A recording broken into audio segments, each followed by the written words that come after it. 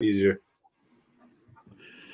All right, we are live on a Tuesday. We have Whitey from Queens sitting in, as well as myself, Billy, and we have Justin, of course, in his snazzy shirt. It's a Tuesday, 7:30. We are talking about all things Sam Darnold trade. That one went down late last night, and we have a lot to say about, the Jets just giving up Sam Darnold for not as much as we would have thought he would have cost. We'll grade the deal. We'll also talk about the top quarterbacks that are going to go out in the draft this year. Stanton hit a monster bomb last night. We'll talk a little about him and Shohei Ohtani. The Bucks inked J-Rue Holiday to a fat $160 million extension. And Paul Pierce put himself in a bit of a compromising position last week. Isn't going to be continuing on with ESPN. We're going to talk all about that. We're also going to talk about Aaron Rodgers, maybe seriously considering hosting Jeopardy full-time. Seems like there could be a chance. But we started out with Sam Darnold, guys, and I just think that I feel like he's gone for nothing. I feel like if you went around to teams and said, would you give a second, a fourth, and a sixth-round pick for Sam Darnold? I mean, the only teams that shouldn't do a deal like that are the Seahawks, the Cowboys, obviously Jacksonville getting Trevor Lawrence. But, I mean, who wouldn't want Sam Darnold for just a couple pieces, guys? The Jets, I feel like they botched this one a little bit and don't get as much value. If you give up Sam Darnold, don't you have to get a first-round pick, guys? So why do you go first? He's from New York. Yeah, this is a huge story in my part of town. Basically, what I think is I just don't think there were any first-round offers. I mean, I think a second, fourth, and a sixth is pretty good. All the rumors, I didn't hear any teams offering first-round picks. At least I didn't hear any rumors of it. Have you guys heard any differently? No, I don't think I heard any first round. It's just, to me, and I think talking to Billy before, it's why trade Darnold when you can maybe trade back, get a couple of first-round picks for the next couple of years and get like a Kyle Pitts or Devontae Smith or Lamar Chase. You're starting all over again, and this is why the Jets are the Jets. They're just so far behind every other franchise. But the thing is there, though, is, Darnold was entering his final year, his rookie contract. So now they're basically replacing him with a younger kid who pretty much will have the same level of talent. But he's going to start fresh from a first year of a rookie contract. So they're going to get 4 extra years where they can pay other players more money. Sam Darnold would cost a lot more next year than, Zach Wilson or whoever they draft will cost next year. So I think it was pretty smart on their end, at least from a cap perspective. I mean, that's a decent point, Whitey, but I mean, don't you think the Jets, in being, probably the first team since the common draft era to take 2 quarterbacks in the top 3 in a 4-year span? I mean, you can't be happy about that if you're the Jets. You just took on Darnold. You're going to be bringing this guy into a pretty similar situation, right, where not a whole lot of other stuff is fixed around him. So are you getting into the same exact predicament that you did when you brought on Sam Darnold? In theory, yeah, but I think now they have solid management. I think Salah is going to be a good coach. Darnold didn't have stable coaching when he entered. He had 2 different head coaches. One of the head coaches was awful in Gase. So they have a good coach in Salah now. Plus, they're gonna really load up in this year's draft and next year's draft. They're gonna load up on offensive talent that Darnold just never had. So that's why I think they're gonna be a lot more stable with Zach or Fields, whoever they take. With stable coaching, which Sam Darnold never had. He had to learn like 3 different playbooks in his first 3 years. I mean, that's the thing, though. Darnold really didn't have, I feel like, a fair shot at it. And I agree the contract complicates everything. It's like Baker Mayfield in Cleveland. Do you really want to pay Baker? Baker had a pretty good season last year. I just feel like, they drafted a tackle last year, 4th overall, which is pretty good. They got Corey Davis. There's just so many holes to fill on that team. I mean, if you really want to start from scratch, and I mean, I've seen Zach Wilson's highlights throwing to receivers in an open gym, but I mean, Sam Darnold was an elite quarterback in the Pac-12, and Zach, he's going to be good. I don't agree with what they're doing. I feel like they start from scratch every 3 years. Yeah. Yeah, guys, so out of that deal, obviously Teddy Bridgewater, Carolina's made it pretty clear that they're going to, go forward with Darnold this year. Do we think Teddy Bridgewater ends up anywhere special? I mean, if you're a team out there, would you take Teddy Bridgewater? I think he has 2 years left on his deal. Not a whole lot of guaranteed money left on that, but how attractive is Teddy Bridgewater on the free agent market? I think he's like a reserve at this point. I mean, he'd be a great backup in case someone gets hurt and come in. I just feel bad for Teddy Bridgewater because when he actually played, he was a good quarterback in Minnesota, and he had that terrible injury. He's never a guy that's going to load up the stat sheet, but his teams usually win or at least competitive. If I'm the Patriots, I'm not getting Teddy Bridgewater. I don't. You have to get that contract. I wouldn't be surprised if they actually just release him because I don't even know what they're going to get from him on the open market. I mean, if you're the Pats, you should probably make a move for somebody like that, right? I mean, if you could rip up that contract and. How much better is Teddy Bridgewater than Cam Newton right now? I mean, I would assume he's fairly better. Yeah, we'll see. I would assume he can throw the football a lot better than Cam. I'd be a lot more confident with him as the Patriots quarterback, but. Yeah, Bridgewater is definitely way more accurate, but he's just not very good. He's pretty average. He reminds me of, like just any of these, Tyrod Taylor type. He's just like a guy who's just good enough to start on a really bad team, but he's ideal as a backup. Ironically, I think he'd be a good fit on the Jets because that's one thing Darnold didn't have the last 2 years that he had in the first year. He had Josh McCown, as a valuable mentor. That's why Darnold actually looked pretty good his freshman, his rookie year. But yeah, then he digressed. He basically got crappy because he didn't have another voice veteran in the room to help him. So I think. What about Joe Flacco? Come on, the elite quarterback. Yeah, that's true. But Flacco, I don't even think Flacco would even help the kid. He's kind of like just shut your mouth, go to work. That's kind of the vibes I get from Flacco. Yeah, one thing too with the whole Darnold trade is we haven't touched on it. His impact in Carolina. I feel like Carolina, like at the position they were in the draft, there's no guarantee that Josh Fields would have been there at that point. And they just got a quarterback that's 23, has elite talent, and they have great offensive weapons. They have McCaffrey. They have Robbie Anderson, who he had with New York. Yeah, and the other wide receiver that they have too, who's a really good receiver. And not only that, the offensive coordinator there was the offensive coordinator for LSU when Joe Burrows was the quarterback. And Matt Rule is a good coach. I feel like Sam Darnold's going to have a really good year this year. I'm not saying he's going to go to the Pro Bowl or the Panthers are going to win, but I really feel like he's going to prove a lot of doubters wrong this year. Yeah, you have to like the move for the Panthers, them getting a bit aggressive, identifying a guy and taking him. I mean, like you said, he's going to come under cost control. He's a great talent. And you already know a little bit about what you're getting with him. So, I mean, I definitely like that move, especially for a Carolina team that a lot of people don't really have them competing this year. Everybody kind of has Tampa Bay going right back to it. Not a lot of people focused on the Panthers. You got to like them staying aggressive with this new younger leadership that they have. But like in New York, would you rather have Daniel Jones or Sam Darnold? I mean, Sam Darnold, easy.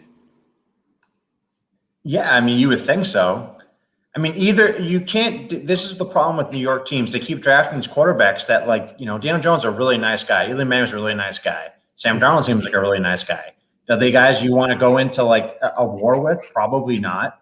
I just feel like in New York, you need more veteran quarterbacks. And that's why I thought before the Deshaun Watson stuff came about that he would have been great in New York because he's done it in the league already. Whereas you keep having these rookies come in. Mark Sanchez was great for how many years? Not even great. He was average, but had a great defense carry him. And then they go to the next quarterback. I mean, to me, the best quarterback they've had in the past 20 years is probably Chad Pennington. And I'd agree with that. Yeah. Or Brett Favre. Yeah, Brett Favre. It's just an ongoing circle. I don't know what they do in that franchise that makes them so bad, but we'll have to see if this pays off. I think Darnold is going to be way less under the spotlight too. And the only time he was ever good with the Jets was when he was throwing to Robbie Anderson. They clearly have a rapport. And that's another thing he lost last year.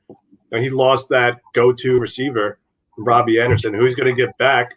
And the Panthers retained the 8th pick. They didn't give up their 8th pick, so they're going to be able to select a stud, either Pitts or like one of those stud receivers on Alabama or the guy out of LSU. Like they're going to be able to draft a playmaker or a really good tackle, basically help protect them. So I think in New York, he was under the spotlight. He basically took all the arrows. Gase didn't take any of the arrows. Gase never even went to the media after games, and Darnold had to come in every single Monday and like defend the coach and defend his progression and defend the team, basically. So he's not going to have to deal with that this year. So I think it's just going to be a great change of scenery for him. Yeah, I didn't even think of that. They still have the 8th pick. Imagine if they like got Lamar Chase, or they don't even need a receiver. They need more defensive help than anything, or an offensive tackle. Or if they got Kyle Pitts, like they got a steal. They literally got a potential franchise quarterback at 23 and potentially an offensive or defensive stud for their franchise for the next 10 years. And the Jets got a quarterback. And their second pick they're giving them next year. So they're going to have their second round pick this year too. Yep. So they're going to have most of that pick. Yeah, if they want to move up in the draft, they still can, which is crazy to think about, getting not an elite, but a promising young quarterback. So speaking of promising young quarterbacks, we're talking about the prospect of the 49ers maybe taking Mac Jones at 3. We know that Trevor Lawrence is entrenched in the number 1 spot and probably Zach Wilson in the 2 spot. Guys, tell me what you like about some of these young quarterbacks. I just don't think that Mac Jones is the best take for 3. He doesn't have anything that stands out at me. I don't know why the 49ers are giving up all that if they're going to take Mac Jones. And then I think that this Justin Fields kid can be pretty good. He seems to be a gamer. Seems to be a pretty good consolation prize if you can't get someone like Trevor Lawrence or Zach Wilson. Yeah, I like Justin Fields the most. I think Zach Wilson, he's just like a little small. He's like really skinny. He weighs 200 pounds. I weigh 200 pounds, and I'm 4 inches shorter than him. I just feel like Justin Fields is bigger, stronger. And you're in amazing shape, White. So, yeah, I mean. But, look at Justin Fields. Look at Justin Fields when he faced off against Trevor Lawrence in the playoffs this year. He threw 6 touchdowns. I mean, he's a gamer. Yeah, he didn't play that well against Alabama, but, he's always been tied to the hip with Trevor Lawrence. It's always been Trevor Lawrence is number 1. He's 1A. Not really even 2. He's more of a 1A than a 2. Like, he was highly thought of. He was highly recruited. He had a brand in high school. He had a brand name in high school. So I just think he's more can't miss. Trey Lance is more of a project, but if he lands with the right team, I think he may have the highest ceiling of all of them. But he's more of a project. He didn't even play last year. And Mac Jones, I don't really like at all. He has no mobility. And Zach Wilson, we watched BYU games last year. Do we really know? I bet on him a couple times. Those late Pac-12 games. I agree. Something's echoing. I was going to say, I agree. Josh Fields to me was the guy that came into college as a 1B guy, and he had a good year this year. He had an amazing year last year, and somehow he's fallen in the draft. Yeah, doesn't this always happen? It's like he's getting punished for. Yeah, exactly, and he's always been a very highly touted guy. I think it's interesting now with Carolina kind of coming out of needing a quarterback. It's interesting that maybe one of these guys could slide. But I'm pretty surprised that the 49ers are lining up to take themselves at Mac Jones at 3. What do you think about that, Justin? You like Mac Jones early or? Not at all. I thought Mac Jones was going to be a second-round pick. Like when the offseason first started, people are like, he might be an end of the first-round pick. And now he's the 3rd quarterback taken, the 3rd pick overall. Nothing's changed. His pro days were the worst out of the 5 quarterbacks. He has an elite talent throwing to. Again, he's a really smart guy and he's an accurate passer. Those sound like guys you take in the second round. They're not game changers. Justin Fields could be a game changer. So could Lance. The Fields thing baffles me. I really feel like he's the second best quarterback, and for some reason on most boards he's the number 5. And a lot of people have actually said that Fields is the next Deshaun Watson. Do you guys see any Deshaun Watson in this game? 100%. Yeah, I think there's a lot of similarities. They're both big-time performers in college, on the biggest stage, both mobile, both accurate. I think he could definitely be like the next Deshaun Watson, which is why I just think it's crazy. The 49ers take Mac Jones, who basically projects out to be more like I don't even know. I just feel like this should honestly shape up to look like the Trubisky draft of a few years ago, where you had Trubisky up high, and then you missed on guys like Mahomes and Deshaun Watson, as we were just talking about. I think you could look back in a few years and see that a couple of these if Mac Jones goes above Justin Fields, I'm going to put it out there now. I don't think Mac Jones is going to outperform Justin Fields in the NFL. No way. No. When I see Mac Jones, I see a quarterback for the Giants. That's what I see. I see an average quarterback, an average quarterback that, and the other thing too and this is not to say anything bad about Trevor Lawrence, but we harp on Mac Jones always having elite talent to throw to. Trevor Lawrence has had NFL pros he's throwing to as well. Josh Fields hasn't had any NFL pros he's been throwing to the past couple of years. I know the running back J.K. Dobbins was there last year. He's a really good pro. But like any receivers that have gone into the NFL draft, I mean, last year T. Higgins was on Clemson. They had Mike Williams was there a couple of years ago. So granted, Justin Fields has never been thrown to this elite talent that these other quarterbacks have been. Look at who Burrow's been thrown to. He threw to Justin Jefferson. And then the guy, what's his name? Chase. He's gonna be a high, number 7 pick. But they don't take that away from him. But the key difference is Mac Jones just isn't athletic. Like even Daniel Jones is pretty fast. Like he can actually get a lot of rush. He actually led the team in rushing multiple times. Mac Jones, I don't even see any type of athleticism whatsoever. He's just does he even make second reads? Like I feel like he's always just throwing to the first read because they always get open. He doesn't even have to make multiple reads. Yeah. That was the difference in Burrow. When Burrow, first time I watched him, he'd get up to the line, he would call out. He would know exactly the defensive scheme that they're in. He looked like a young Brady, calling it the play at the line. And he knew exactly where to go with the ball.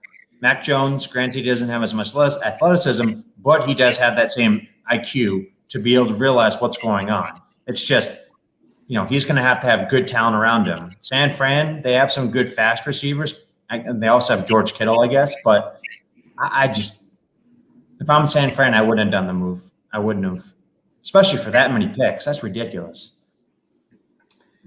So, guys, I'm interested to know. I mean, we haven't talked a lot about Trevor Lawrence. It's almost like he's been so entrenched as the number 1 pick for the last, probably 4 years. If he could have gone as a senior out of high school, he might have been if they would actually allow that stuff. I mean, he's been that good for that long. But, we talked about some of the best guys to come out of the draft in a while, and Andrew Luck and Peyton Manning.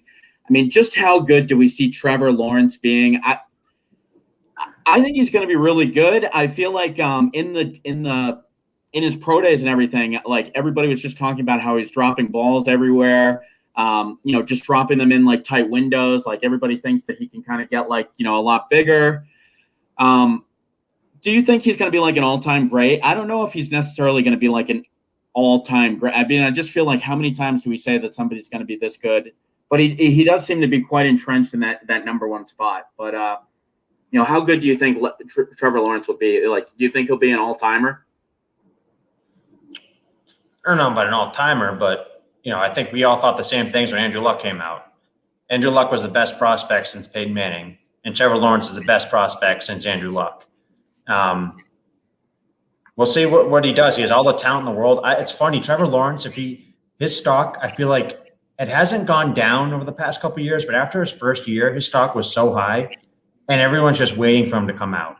And last year, he didn't have his best season. He was making some bad interceptions, not all there. He's going to be a really good quarterback, and I am so happy that the Jets decided to win 2 games and the Jaguars got him, so we don't have to play him. Such a Jets thing to do. I would be thinking the same thing. Like I'm a Steelers fan. I got to see Burrow. I got to see Lamar Jackson. Got to see Baker Mayfield. I would be terrified if a division rival got him. I mean, Trevor Lawrence, he's going to be ahead of a lot of the other kids because he's basically had 3 full years of starting, whereas Zach Wilson, he only had like 1 full year. I don't even know if he played the previous year. Just a lot of these kids just don't have enough reps under them, where Trevor Lawrence has way more reps, way more time in the film room, way more actual playing the game, like he didn't redshirt or anything like that. And yeah, he's a once in a generational talent. Definitely. It just depends if he can stay healthy. Like cross your fingers that Burrow's going to come back at 100% and stay healthy with that knee. So yeah, if he avoids injury, I think he's probably going to be up there. I mean, if you could take like any young quarterback in the game, is there even a thought to taking like him over Mahomes, or is Mahomes just so far entrenched as the one? I mean, for me, Mahomes has to be, obviously the most desirable quarterback right now. Is there anybody you guys would take outside of Mahomes? Mahomes is Mike Trout of baseball. It was like there's Mahomes and there's everybody else. Yeah. Deshaun Watson. Just curious if with Trevor Lawrence coming out and being unknown, some of these other guys being unknown, if that change, just who you would rather most have. But nobody would rather try. I think he's going to be, in the AFC for the next decade, especially if he goes to the Jaguars. Those 2 quarterbacks potentially could be the best quarterbacks in the next decade. Yeah. And we'll see. Herbert too. Yeah, Justin Herbert too. Josh Allen's good too. The AFC has so many young quarterbacks because I just feel like, obviously the Steelers have had Big Ben forever, but all these teams have had to change over during this Patriots dynasty, and they've had to restart. And in the past couple of years, a lot of these teams have hit on those quarterbacks, whereas in years past, a lot of them were busts. I feel like the college talent these days are so much better than they were in the past. These kids are throwing. They're in a pro-style offense at 18 years old, and they're just so much better prepared. And they have all these camps too for these kids. These kids start throwing. They have these quarterback camps when these kids are in junior high school. They start so early.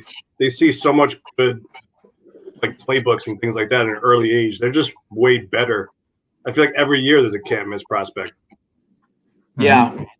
I mean, to your point too, Whitey, football is like at this level now. Even when you're in high school, it's like a 365 day a year sport with just how specialized it becomes for these guys. These kids are playing football all year round. If you're a top recruit, you're not playing basketball. You're not, it's crazy how specialized it is now.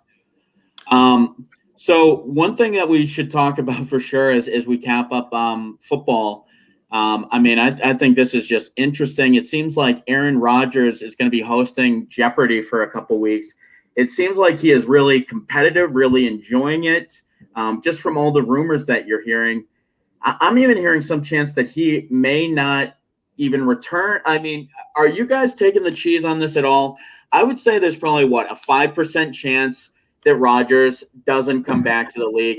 This is the returning MVP. But how sweet would this story be? How much could this guy potentially make? If you're in the long-term math, would you rather be somebody like, would you rather be Tony Romo and leave the game early and get set with a $20 million a year gig? And something like Aaron Rodgers could be setting himself up for. I think this is all just smoke and mirrors. I don't think Rodgers is going to go anywhere. I think he'll be back for the Packers. What do you guys think about this story? Yeah, Rodgers isn't going anywhere. I think this could be his, after football career. Romo, he could get paid 10, 12 million a year to do this, especially if the ratings are high.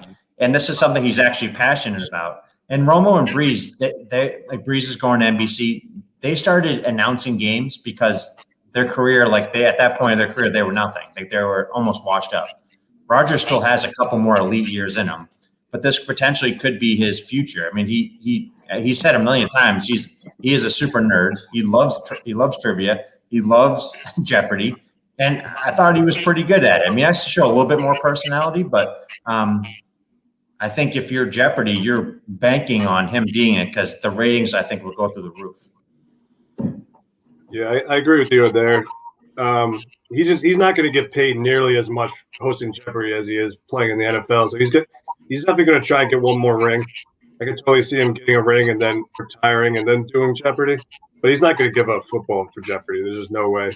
The pay gap is way too high. Jeopardy is a daytime TV show, and even Jeopardy would pay him way less than he'd earn hosting Monday Night Football or something like that. With what Romo was making. Mm-hmm. All right, so I know we only talked about the possibility of him retiring or doing Jeopardy. He actually had an interview on The Ringer where he was saying he doesn't think he would need to give up football to do it, saying that they film 46 days a year and that he worked 187 this year in Green Bay, saying that it gives him 178 days to do Jeopardy.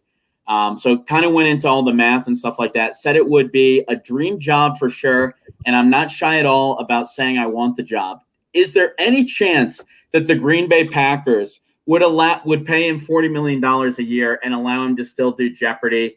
I think he can't possibly fit in the two of them. And I do think he's going to keep playing and then would give it a shot then. But I don't think there's any way he's going to do both. If I was the Packers, I would never let him be so committed to something else. What do you guys think? I don't think they really have a choice. If he wants to do it, what are they going to say? I mean, they already drafted. I'm paying you $40 million to be addicted to this team. And you'd be like, yeah, I was, and then you drafted Jordan Love, and then you took the ball out of my hands in the AFC Championship game last year. I won the MVP last year. They should be back kissing his feet. He's still a top 5 quarterback at 37, 38. And he's going to be a top quarterback for the next 3 years. Yeah. I think what he's doing, he's a smart guy. He knows what he's doing. What he's doing is basically making the Packers look bad so that once he eventually leaves, the fans won't be mad at him. It's like a couple getting divorced and the husband saying, all right, kids, your mom wants this. Then the kids are going to hate the mom. You know what I mean? I think it happens all the time. Yeah. He's just building up this negative image of the Packers, and then so he's guilt-free. Yeah. They're going to break up eventually. I mean, they just drafted this kid number 1 the first round. They're going to want to see him play at some point. Just kind of like a wacky story, I guess, it's just but it does kind of make sense why everybody wanted to see him on there. Their ratings are doing really well for this, but I don't know. It's just interesting. You don't see anybody quite as famous as Rodgers doing TV like that, I guess. So maybe that's the whole draw. He would have to leave Jake from State Farm, which you got to wonder if he would be willing to do that. The ultimate sacrifice. Patrick Mahomes is State Farm. He's the future. So real quick before we translate or transition over to the NBA, Whitey had brought this up to me, and Colin Coward was talking about this, that Belichick acted on his own in drafting N'Keal Harry. I just find that so surprising, guys. Belichick never takes an offensive guy, and you feel like if he were to, he'd probably take the word of the guy that's been there forever, and Josh McDaniels. Are you guys surprised at all that Belichick acted on his own when they drafted N'Keal Harry? Not at all. That's a Belichick. He likes control, and it was a stupid decision. And he's failed the past 3 years in the first round. We didn't have a first-round pick last year. I'm just happy to see that this year he's really getting other folks involved, people that actually, are part of the scouting process, actually have a word in this. You would think Josh McDaniels would have a say in some of this because he is the offensive coordinator. You can't just take N'Keal Harry in the first round when there's DK Metcalf, AJ Brown, all these guys are out there. It's like, oh God. It's not even that he acted on his own. It's like his scouts literally told him to draft AJ Brown or Deebo Samuel and not to draft N'Keal Henry. They told him they basically told him the correct guy to draft, and he didn't do it. And he's basically like, "No, you idiots! I'm not taking AJ Brown. I'm taking N'Keal Harry." I feel like Nike the dog was drafted in the past couple of years. So as we go to baseball real quick, Stanton hit this guy is just a unicorn. He hits a 471-foot home run last night. I think the big thing for them still is, can he stay healthy and productive? What do we think the outlook is for a year from Stanton and a year from the Yankees? Yeah, the thing about Stanton, Stanton and Judge, they got kind of like an A-Rod Jeter thing going on. Judge can't do anything wrong. Stanton, he's the scapegoat. He literally hit 6 playoff home runs last year. And then on opening day, the first day of the season, he gets booed by Yankee fans when he strikes out 3 times. So, for him to have hit that grand slam with the bases loaded with 2 outs, if he struck out there, they would have been relentless. He would have gotten booed off the field. So I'm just so happy for him that he got that hit. Basically, give him basically allow him to just chill, buy some time until he gets booed again when he strikes out. It's just the Yankee fans are just brutal. But anyways, with the Yankees, I still just watching them. It's the same Yankees as the last 4 years. They need to hit home runs to score runs. They don't have situational hitting. Every time you got the bases loaded with 1 out, someone hits into a double play, someone strikes out. It's just situational hitting. They just haven't had it for the last 4 years. So, we're going to win, 97, 100 games, probably win a series in the playoffs. But then there's just going to be some pesky team that gets hits, and we don't get hits, and we strike out because that's how analytics are in baseball. You either walk, you strike out, or you hit a home run. And that just doesn't work in the playoffs. It may work over the course of a full season, over 162 games. Yeah, by hitting a lot of home runs, you can win a lot of games. But the pitching is just too good in the playoffs to be hitting home runs. So you have to – that's just me as a pessimistic Yankee fan. I've watched it for the last 10 years. It's the same shit every year. And as you saw it on opening day, that's why people were booing people like Stan, because they would strike out at a big spot. Or Judge hit into a double play with the bases loaded. Just things like that. It's still early. I'm not going to freak out. But, yeah, until they prove me wrong, I'm just going to have the same outlook. They're just going to lose to a more pesky team that puts the ball in play. It doesn't strike out 13 times a game. Well, I can say I've had Gary Sanchez on my team the past couple of years. Holy shit, can you make some contact? Stanton's biggest thing is he can't hit a curveball. But the thing with Stanton and Stan and Judge is, Judge is homegrown. Stanton came in with this massive contract, and no matter what Stanton does, it's not going to be good enough until they win a championship. It's the same thing with Jeter and A-Rod. Whereas Stanton's still producing. I think Judge has taken big steps back since his rookie year. 48. He's been hurt on and off. The Yankees aren't going to win anything because, like you said, they can't. Every guy on the team hits 240 and hits 30 home runs. This isn't men's league softball. You need to, especially in the playoffs. And they're pitching too. Garrett Cole is a stud. Unfortunately, Severino's hurt. The bullpen, Chapman, you never know what you're going to get from him. If he's going to be hurt, whatever is going on with that. It's interesting. It's interesting because the Tampa Bay Rays their salary cap is what, $40 million? And they have a bunch of guys that hit 300, hit 20 home runs. They have a bunch of guys that throw 5 innings and their bullpen takes over. And then you have the Yankees that have every guy makes $20 million and all they do is hit home runs. Yeah, the Rays were definitely a thorn in our side last year. Even their bullpen, it's all these no-name guys making $400,000 that are throwing 100 miles an hour with a crazy breaking ball. It's I don't know. Our bullpen is not our problem. Right now, our bullpen ERA is 0.8 or something crazy. It's been 4 games. Yeah, but Don't worry. Whitey holding down those stats. Don't worry. Our bullpen's around 12 our ERA. You guys will Yeah, keep I mean- it at 0.8 for the year. I feel. I mean, our bullpen is strong. People have question marks on our starting rotation, but once we get Severino back, Corey Kluber looked pretty good the other day. You know, he looked like he's in complete control of the game.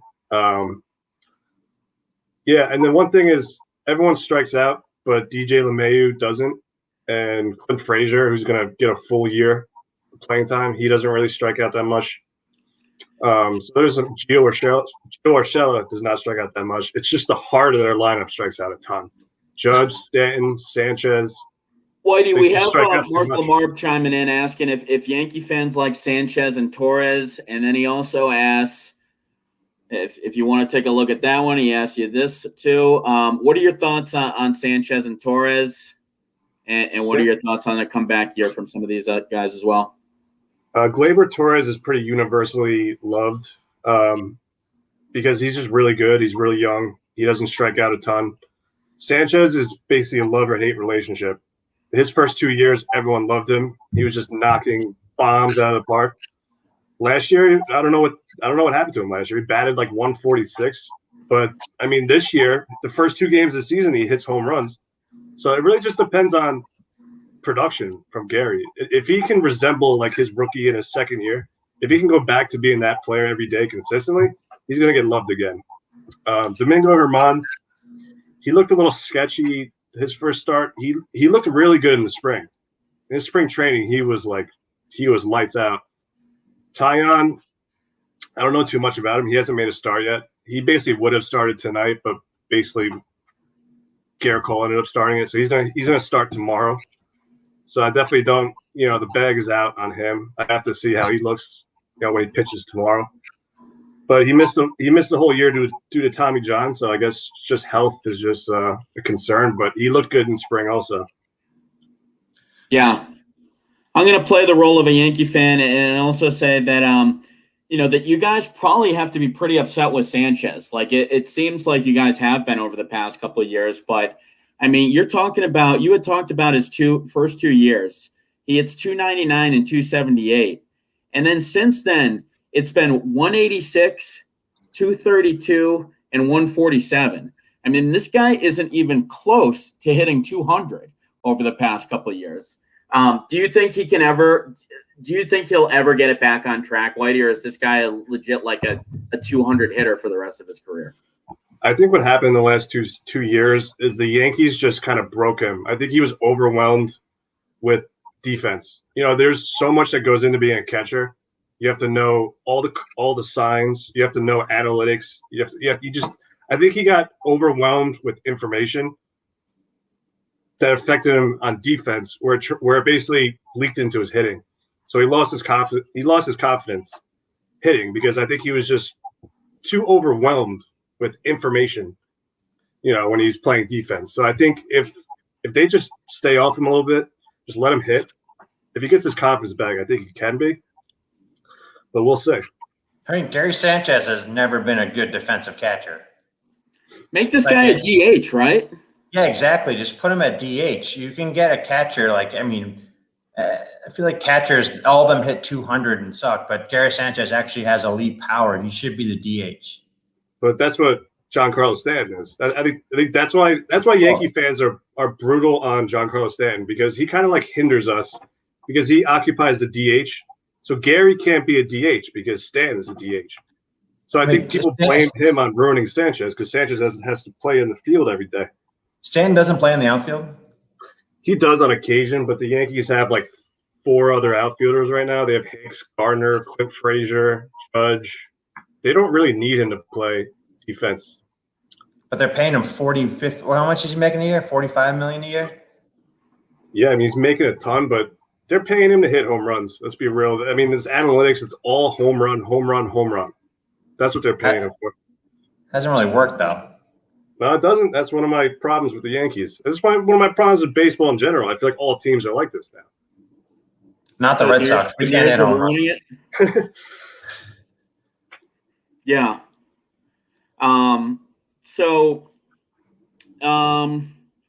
mean, to transition on to Shohei Ohtani, he is just kind of going off this year. He's not only hit the fastest home run velocity off the bat, he's also thrown the fastest pitch this year. In a league where you have to be an insane athlete, to make it, and this guy being able to lead in two things. I mean, I just think it's insanely impressive. Like, this guy isn't quite the MVP that you would have thought, when we first heard of him. Like, it seems like he can't stay healthy enough. I mean, his hitting as a rookie was really impressive, but Shohei Ohtani seems to be healthy and seems to be.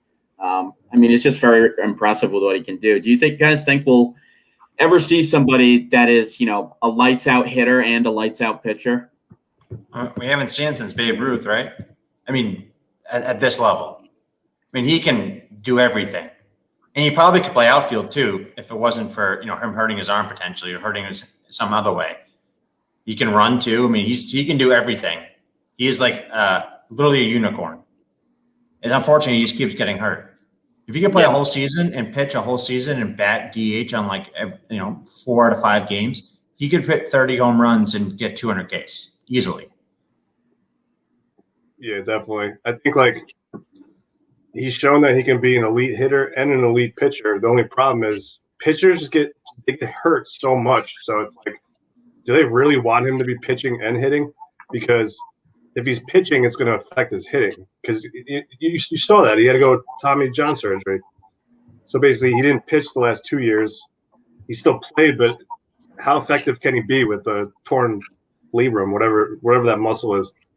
So I just think pitching just wears you down. I just feel like pitchers now, though, like especially how old is he? 23, 24? I feel like every pitcher goes through Tommy John at some point, either it's early or later on. Talking to us, we haven't seen Chris Sale pitch in how long now? Like, he's probably not going to pitch until next year. Great signing, Red Sox, by the way.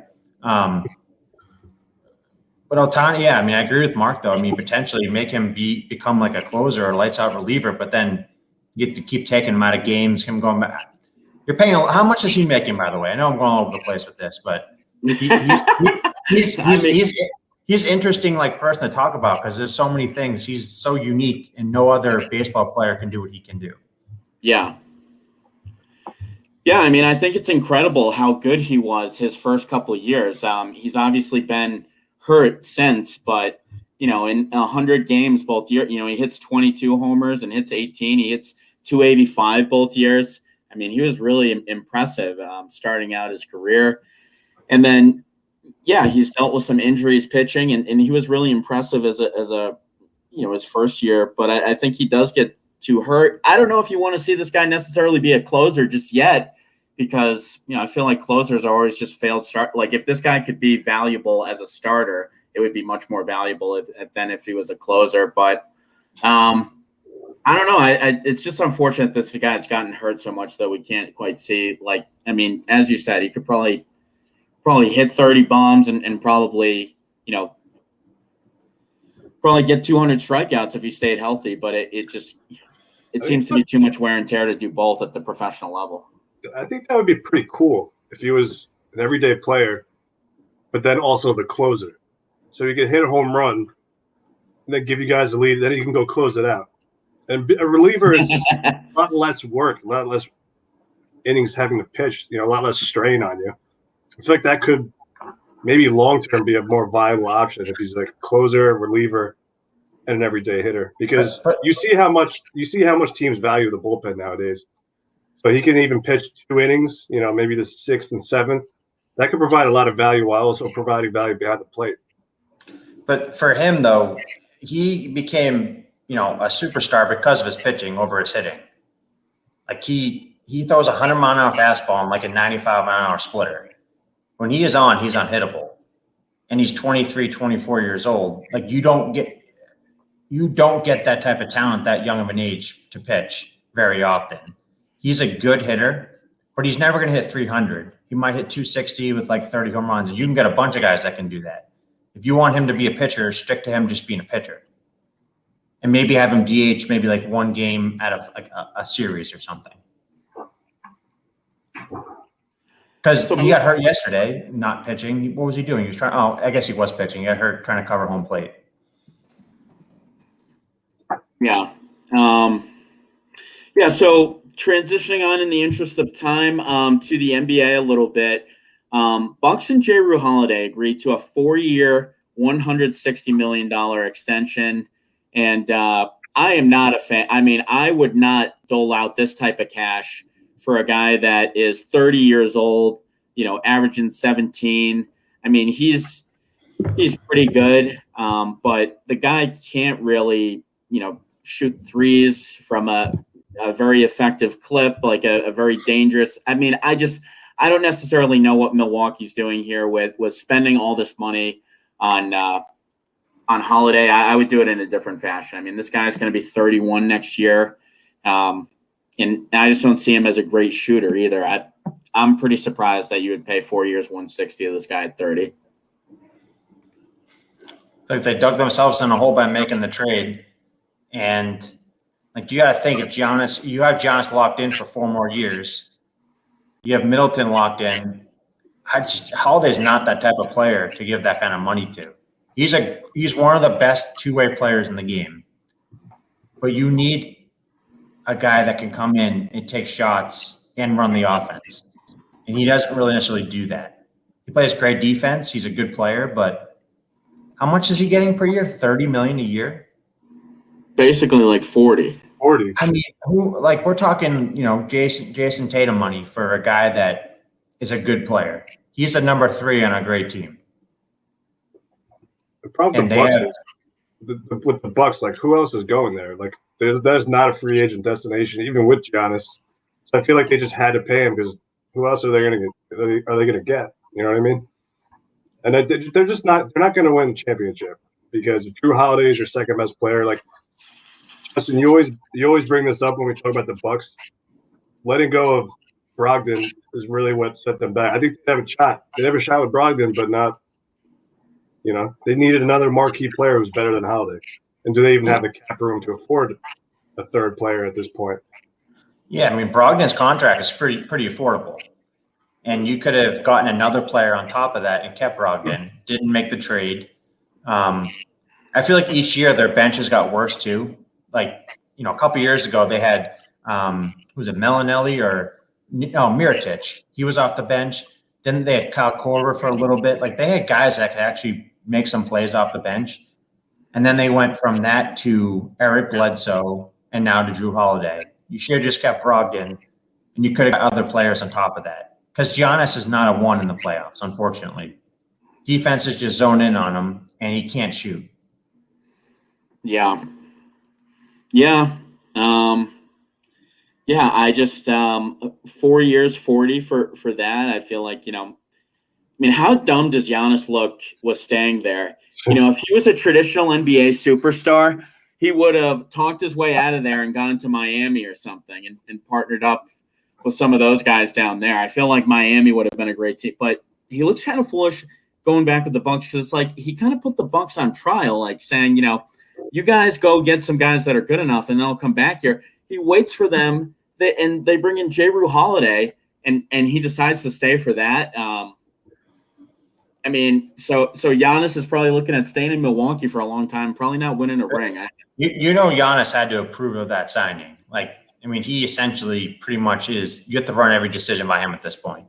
Because if you don't, I feel like he's the LeBron of that team. He okayed Drew Holiday to come here. He probably okayed him to get the contract. You have to keep him happy. You have him locked in, but, each year it's going to get worse and worse for them. Like, they're going to have letdowns every single year in the playoffs. And he's going to get the first plane ticket out of there when he's a free agent. Go to a destination, maybe even the Knicks if James Dolan's not there anymore. He's just a loyal guy that came from nothing in Greece, and he likes the small town vibe. But then he starts traveling around the country, and he's like, I could be in LA or Miami or New York. Ideally, I want my superstar to be like Giannis, but in today's day, it's just kind of hurting him because if he was like, these young guys that kind of force their way to go anywhere, he probably would have gone to a good team. And, it's like it's going to damn him in terms of being able to get a ring for his legacy. Mm-hmm. I feel like this Bucks team with Giannis is just so similar to like those Wolves teams with Garnett. It's just like Midwestern small town, just have one superstar, but they'll never win anything. That's why you're right. I feel like he has to go somewhere else. Yeah, if he went to the Knicks, we'd lose it. That's not going to happen. By the time if he went to the Knicks, by the time that happened, he'll be 34 and washed up. That's very true. I never thought of that. That's definitely like the Timberwolves team, like with Sprewell and Sam Cassell and a bunch of guys that were like 2s and 3s. Like competitive, but not going to win at all. Yeah, exactly. I mean, Damian Lillard stayed. I ultimately respect that. So did Westbrook. And I think Mark makes a good point. I respect those guys too. I am just kind of saying in today's day, I mean, I want my guy to be like Giannis, but in today's day, like if he was a bit more selfish, it would probably help him get a lot more. He'd be a lot closer to a ring right now. But yeah, I mean, I like what he's doing, and I hope there's more young guys that are going to come out that are like him. And I love Lillard too, but he's probably hurt himself about getting an MVP or two. I mean, would this guy not be in the MVP conversation every year if he was on a contender? I mean, he's in it right now. This guy's put up as 30 points and 8 assists. I mean, even if he went to a contender, he still have to compete with LeBron every year for the MVP, and that's hard as it is. And you have Harden, who's putting up ridiculous numbers, Greek Freak putting up ridiculous numbers. So even if he went to a team like he's made the playoffs pretty much every year, so I just feel like they're always like an 8 seed or something. I don't know. They're never like favored. I feel like to win series, but. That's a team. That's a team. If you got a number 3, a true number 3, they could be scared. Melo isn't a good enough. He's a good 5. I mean, he can still play. He's better than a lot of the Celtics guys on offense. That's for damn sure. Yeah, Melo can still hit clutch threes. Like you saw him in the bubble last year. He hit some clutch threes at the end of games. Yeah, but like, he's old. He's what is he? 35. I bet he's 35, yeah. Yeah, I saw a stat on Melo the other day. Like all of his 50-point games, 60-point games, it's the most efficient shooting for every one of those games. Like most of these times, like Kobe's last game, he shot the ball 50 times. Like Carmelo shot the ball like 28 times and hit like 21 shots in each of those games. It's just crazy. Melo back in the day when he was in his prime in Denver, even in his first couple of years in New York, there was nothing like it. Couldn't play defense, but watching him on offense was a joy to watch. He was so exciting his first couple of years when he was just a power forward that could beat everyone. Like he was just way faster than any other power forward. And like I kind of hated how he took his game more to like the 3 position kind of as he got older. Like I liked Melo when he was I thought he played his best basketball and most enjoyable to watch with the Nuggets. Like that was when he was closest to winning anything. Yeah, he also had Allen Iverson, Kenyon Martin. Wasn't Kenyon Martin there? Yeah, I think so. That team and that J.R. Smith, like that team was freaking pretty damn good. Sean Leonard, I think. I mean, there were some guys there. He had those same guys on the Knicks too. He played with Kenyon Martin and J.R. Smith on the Knicks. It's also interesting too because like we all, what Mark's saying too is so true. Like every guy that went to the Nets, we're like, you got to be kidding me. Like you had to go there. Like every freaking all-star has to go there. Where these other guys are like, no, I'm going to stay here and try to do it. And you respect that, but then you watch it and you're like, oh, like, don't they have any regrets about making that decision? Granted, they're getting paid 40 or 50 more million throughout their contract by staying. But I mean, Bradley Beal, Christ, that guy, like, he's been waving up a white flag for 2 years now. Please get me the hell out of here. He's just wasting his career there. I feel bad for him. I feel bad for Russell Westbrook. I feel like they're both they're just pissing away like their careers by being there. Like they're not winning. Like what? Like Beal could easily be on like. I feel like the Lakers could have gotten him. Like a number of teams could, even the Knicks could have gotten him. But he just chose to stay and watch him for some reason. Money. No, I don't get that at all. Yeah, but the Westbrook thing is interesting too because Westbrook keeps getting traded, and he's the same player at every team. He's not efficient, but he gets triple doubles. He plays super aggressive. He's a freak athlete, but that doesn't translate to wins.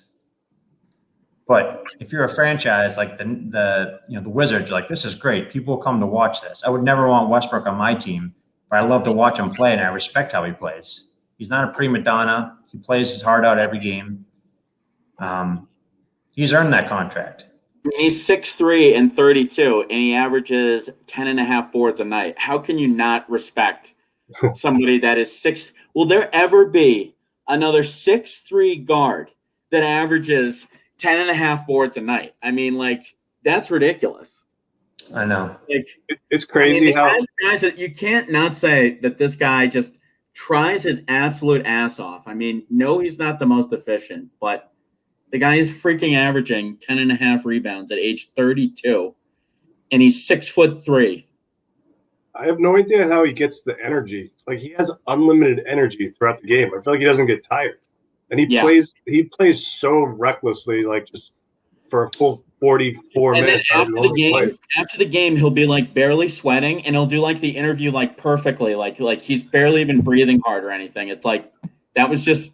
Like, imagine what kind of shape that guy's in. He could probably just run 20 miles if he wanted. A lot of, like, guys on the OKC, I mean, when he was at UCLA, have said, like, he will just run in a gym all day long. Like, he just can't stop. And he's just a freak athlete. I agree with Mark. I would take Westbrook over Kemba as well.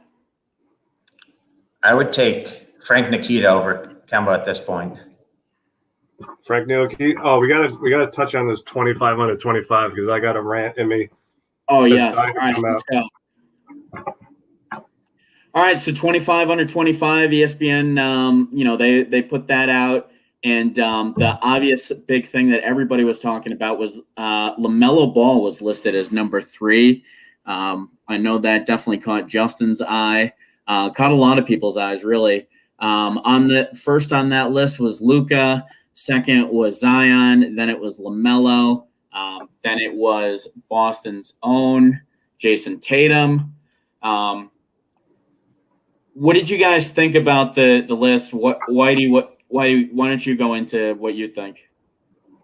Yeah, just reading this list as a Knicks fan just got my blood boiling like it's never boiled before. I'm looking through these players in this list and realize that the Knicks could literally have 4 players that are on this list. Like, you go to Donovan Mitchell. They drafted Frank Ntilikina when they could have drafted Donovan Mitchell. He's number 4. Who's the next guy? Michael Porter Jr. He's number 14. The Knicks drafted Kevin Knox over Michael Porter Jr. Let's go to the next one. Halliburton, number 21 on the list. We drafted Obi Toppin over him. Granted, the jury's still out on Toppin because he barely plays, but I think the jury is out on Halliburton, and he's a really ridiculously good player. And then just to insult the injury, RJ Barrett didn't even make the list. And he's really had a great season. I mean, he's our second leading scorer. He's putting up 17 points a game, 5 rebounds, 3 assists. He's shooting 35% from 3. Don't know. Off the top of my head, I don't know what his field goal percentage is, but he's basically – I mean, what's his name? Why is Jared Allen on the list over him? The guy's basically a glorified rim protector. He's a glorified rim protector. Why is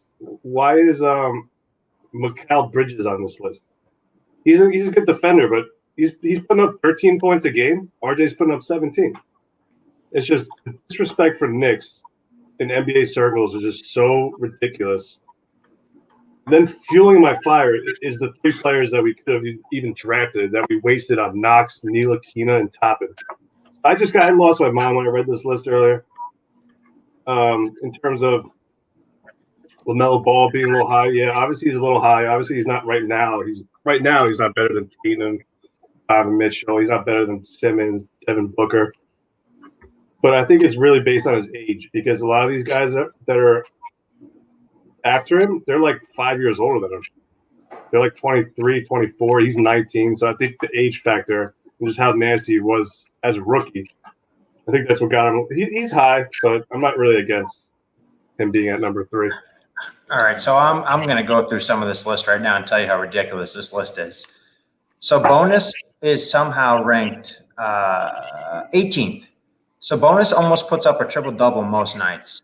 Oh, my God. How is he 18th? Ben Simmons is 7th, ahead of Devin Booker, Bam Adebayo, Brandon Ingram, Jaylen Brown, Jamal Murray, Trey Young.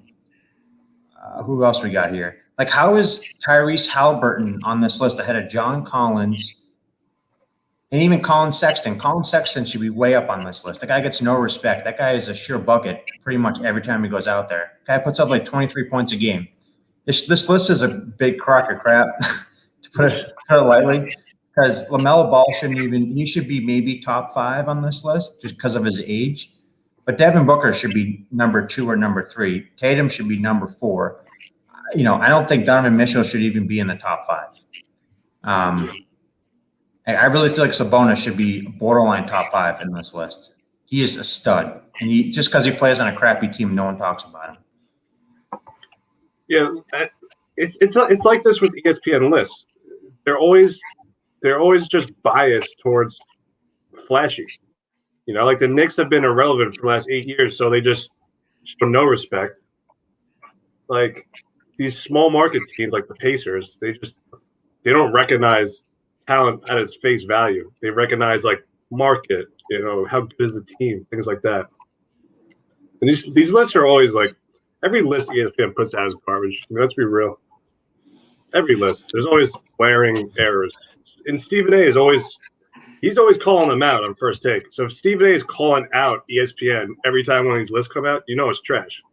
Because isn't he a company man? Yeah, I mean, I'll never forget when they like Kobe at the end of his career. I'm pretty sure they put him at like 40 or something. Oh, they put him at like 96 or something, and he lost his mind. Yeah.